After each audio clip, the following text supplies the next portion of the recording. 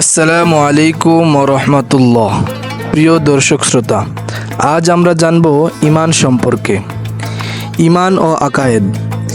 ঈমান হচ্ছে সমস্ত আমলের বুনিয়াদ। যার ঈমান নেই তার কোনো আমল কবুল হয় না। আল্লাহ রব্বুল আলামিন সূরা নূরের ৩৯ নং আয়াতে বলেন, ওয়াল্লাযীনা কাফারু আ'মালুহুম কাসারাবিন বিকিআ। অর্থ, যারা কাফের অর্থাৎ যাদের ঈমান ঠিক নেই তাদের আমলসমূহ মরুভূমির মরীচিকার ন্যায়।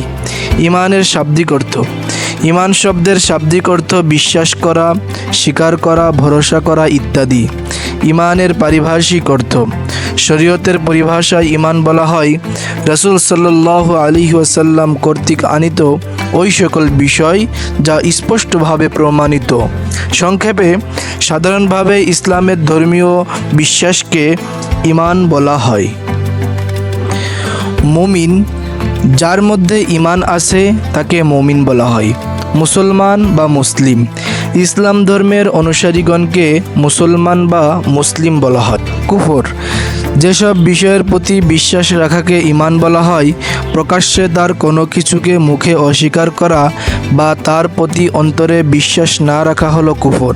কাফের, যার মধ্যে কুফর থাকে তাকে কাফের বলা হয়।